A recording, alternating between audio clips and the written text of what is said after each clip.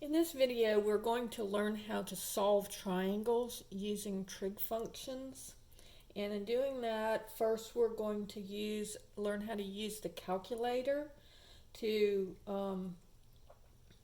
find the sine, cosine, and tangent of other numbers. We're also going to learn how to solve triangles, and then we're going to do a few word problems. So let's go ahead and start with the using the calculator. Now we already know some of our triangles. Our 30, 60, 90 triangle. And so we know that if this is 30, this is 60, this is 90, then this is 1, 2, square root of 3. So if I said, what is the sine of 30 degrees? It would be opposite over hypotenuse would be 1/2. Well, your calculator knows this as well. Now, before we start with doing the sine of 30 degrees, let's look at putting it in degrees, radians, or gradians. Now, we won't use gradians in this class, but we will use degrees and radians. So if you look up at the top of the calculator right here, my calculator right now is in degrees. If I hit this button, it changes it to radians, and then I hit it again, it turns to gradians. So right now I'm looking at 30 degrees, and so I want my calculator to be in degrees. So it's in degrees, and always check that before you do the sine, cosine, or tangent of a number, of an angle. So I'll do, let's see, I think this one does this way. So if I do 30 and then hit the sine button, it takes the sine of 30 degrees. Now on a lot of calculators it's different. You hit the sine button first and then it opens the parentheses, and then you can do 30 and then close the parentheses and hit equals. But notice that the sine of 30 degrees is 1/2, which on the calculator in a decimal form is 0.5. If I did the cosine of 30 degrees, and notice it would be the square root of 3 over 2. Notice it's not going to be recognizable. So let me clear this, and then I'm going to go 30 degrees cosine, or you might have to do cosine 30. And it gives me 0.866. Well, notice that this is this rounded off. So 0.866 would be an approximation of this exact answer. Because if I do the square root of 3 divided by 2, I get it's exactly the same as what I had before. So this is a decimal approximation of square root of 3 over 2. Now notice when you do this, you're when you're doing the homework, most of the time they're on these problems they're going to want the exact answer. So you shouldn't give 0.866. If they say exact answer, they want square root of 3 over 2. But I'm just showing you your calculator will give you the answers, but sometimes they're not recognizable. All right. Same thing if I did 60. Now here's the problem though. If I have one of an angle that's not one of my special angles, because we know that our special angles are 30, 60, and 45 degrees. All right. So what if I said, I want to know what is, problem number 3, what is the sine of 50 degrees? All right. So here I'm just going to go 50 sine. And this is, again, it's an approximation, but when we're working problems using other angles than the special angles, they will allow us to use decimal approximations because we don't know the exact answer. So this would be, the answer here would be 0.766. All right, if I wanted to know the cosine of 32 degrees, I would do 32 and hit cosine. And this will give me 0.866. 0.848, rounded off to 3 decimal places. All right, now let's do a couple that are in radians. So let's say I wanted to know what is the tangent of pi over 2. Well, excuse me, pi over,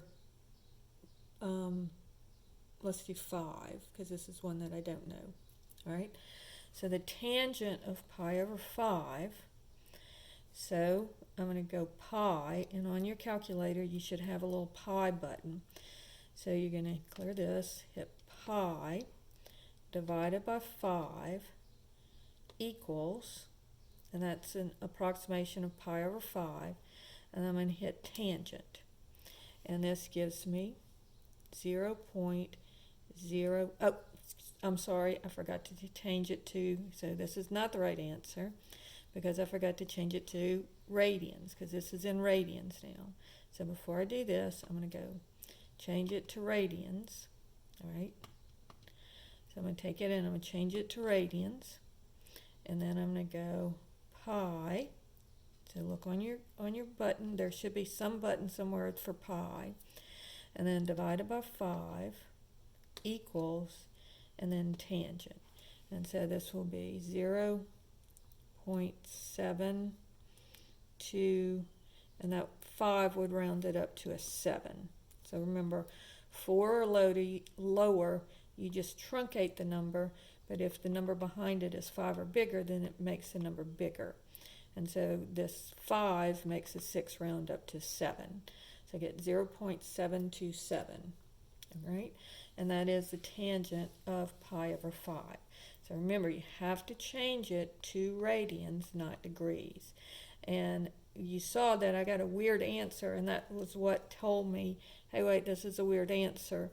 It was 0.001 something, and so I was like, that doesn't seem right. All right, so now let's look at the tangent of pi. Let's do 2 pi over 7.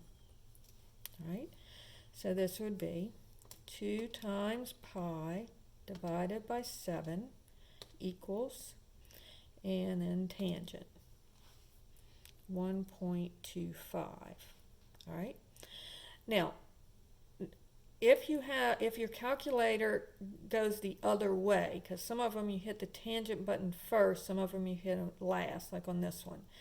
But if you can tell, because if you hit your tangent button and it doesn't just give you a number, it opens a parenthesis, then you need to do it the other way around. So it'll do tangent, and it'll open the parenthesis on your calculator, and then you would just hit 2 times pi divided by 7, close parentheses, and then hit equals, and it'll give the correct answer. So why don't you try these on your calculator, make sure that you can change it from degrees to radians, and make sure that you can get these answers on your calculator. All right, so that's how you use your calculator to find the sine, cosine, tangent of different numbers. Now, let's say that I am looking for, instead of the tangent, let's say I'm looking for the cotangent. So if I want the cotangent, and let's do a degree here, let's say of 20 degrees. All right, so first I need to know that this is 1 over the tangent of 20 degrees. Now there's a couple of ways that you can do this. You can either do 20 degrees and take the tangent of it, and then I want the reciprocal of that. Well, a lot of calculators have this reciprocal button here. So if I take the reciprocal of it, I get 0.44, and then again the 9 would change that to a 7. All right, so you round up here because it's the number behind it is 5 or bigger. All right, now there's another way you can do it if you don't have a reciprocal button on your calculator. You can just do 1 divided by the tangent of 20. equals, and you get 4.447 again, okay? If I wanted to know the secant of, oh, and I'm sorry I did it again. I forgot to change this to degrees because I didn't change to degrees. So it's real easy to forget to do this. I had the wrong answer here. So we're going to go 20 degrees, tangent, and then take the reciprocal. So this should not be 0.447. It should be 2.747. And again, remember, this is a 4, so the 7 stays a 7. It does not round up. All right. So now let's do the secant of 53 degrees. All right. So the secant is 1 over the cosine of 53 degrees. And so again, I can do it two ways. I can either go 53, take the cosine, and then use my reciprocal button, and I get 1.66, and the 6 here would change that 1 to a 2 if I'm rounding to 3 decimal places. All right. Or I can go 1 divided by 53 cosine equals 1.662. So when you're doing the reciprocal functions, you can either use the reciprocal button, or you can just do 1 divided by the sine, cosine, or whatever. And don't forget to do, like I did twice already, don't forget to change it to degrees or radians. So if you get the wrong answer on your homework, go back and check and make sure you're in the right form of the angle, whether it's degrees or radians. All right? All right. Now let's talk about solving triangles.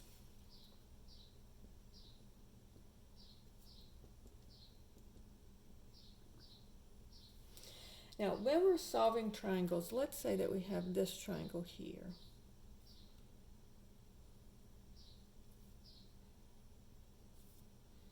I know that this angle here is 30 degrees. And this is one we'll be able to get an exact answer on. And I know that this is 7. And this is my, well, I didn't draw this very well. It should look like this. This is my right angle here. We'll call this A and this C. All right. Now, what I want to do is I want to find the rest of the triangle. So this would be angle B. And I can look at that very easily and tell what my angle B is, because I know that 90 degrees plus 30 degrees plus B is equal to 180 degrees, because remember, it always, all of the angles in a triangle add up to 180 degrees. And so this would be 120 plus B equals 180, and then subtract the 120, and I get B is equal to 60 degrees, which I already knew that because this is one of our special triangles, 30, 60, 90 triangle. Okay. And so I know that angle B is going to be a 60-degree angle. Now, let's see if we can figure out what side, the length of side A is. Now, if I look at what I have and what I'm looking for, notice if this is the 30-degree angle, then the 7 is the opposite, A is the adjacent, and C is the hypotenuse. All right, so looking at this angle, I know that this is the opposite, this is the adjacent. So if I look at SOHCAHTOA, which one involves the opposite and the adjacent? Well, the tangent does, opposite and adjacent. So I know that the tangent of 30 degrees is opposite over adjacent.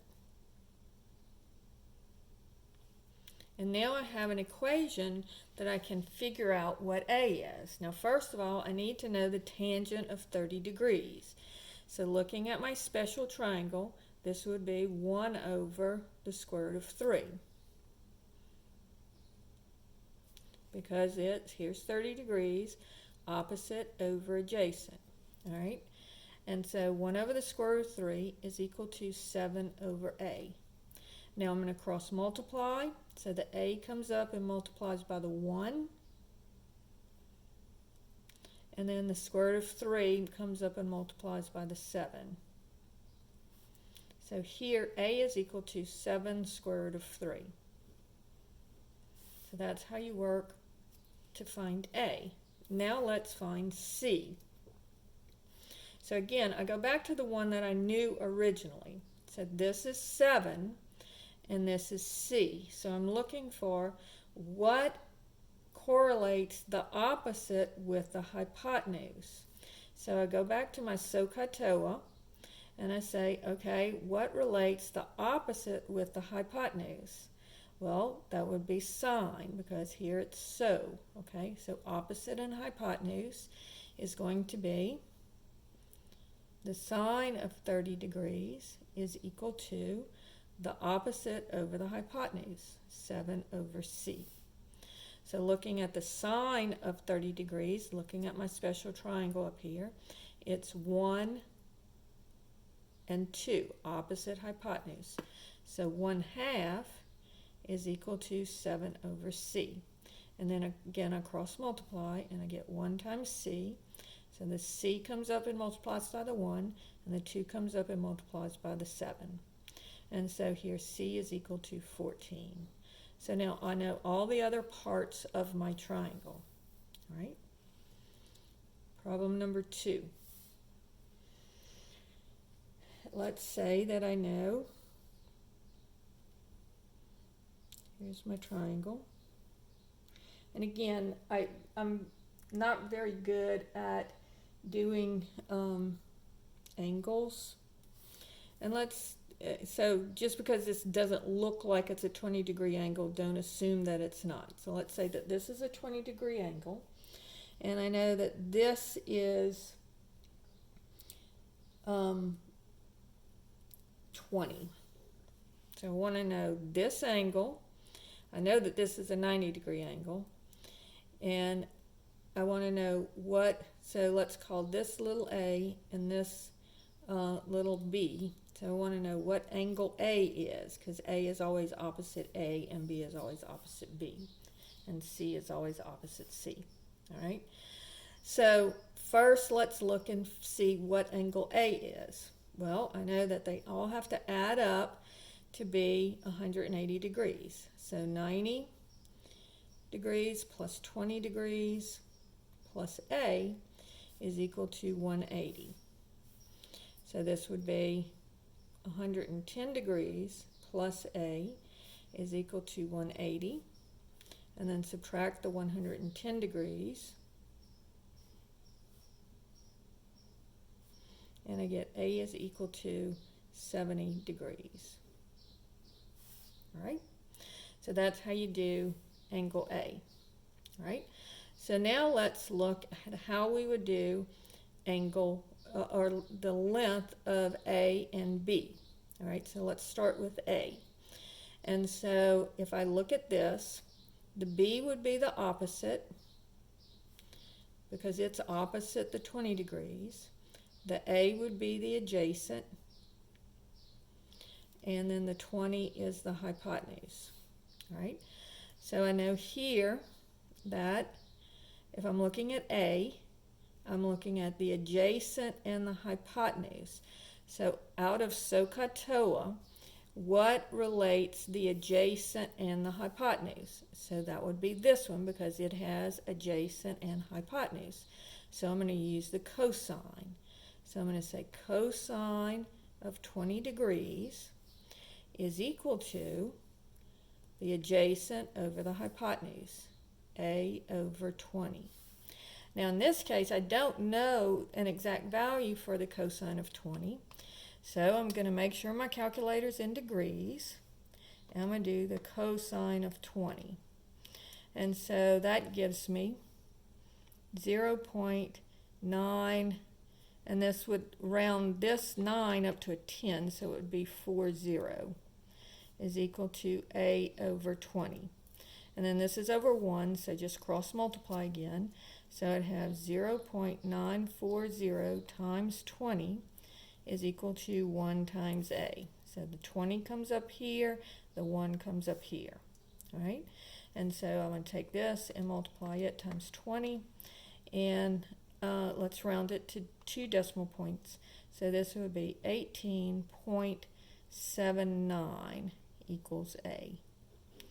And so that tells me that this side would be if this is 20 feet, this would be 18.79 feet.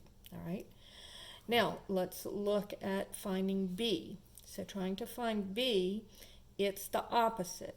So I'm looking at the opposite, and I know the hypotenuse. Don't use the a, use the one that you're given at the beginning of the problem, because this is in a decimal approximation. So looking at b, this is the opposite, this is the hypotenuse. And so which relates the opposite and the hypotenuse? So does. So I'm going to use the sine. So the sine of 20 degrees is equal to the opposite over the hypotenuse. So b over 20. So now I'm going to do the sine of 20 degrees is equal to 0.342. And then make this over 1, and again you cross multiply. So this is 0.342 times 20 is equal to 1 times b. So 0.342 times 20 equals 6.84 if I round it to 2 decimal places. This is equal to a. All right, and that's equal to b. Now, notice something else. The shortest side, the smallest angle is opposite the shortest side. So this is the 6.84. The longest side is opposite the biggest angle, because that's 90 degrees. And the middle angle is opposite the middle side. That's 18.79. So that's an easy way to check yourself and make sure that you have the right answers. All right? Now let's do one that has an angle in radians. So let's say that I have this angle. And let's say that this is pi over 5. And this is my 90-degree angle. And then let's say that I know that this is B, and I know that this is 7, and this is C. Okay, so this would be angle A here, because this would be A is equal to 7. All right, so first of all, I need to know that they add up to 180 degrees, which is the same as pi.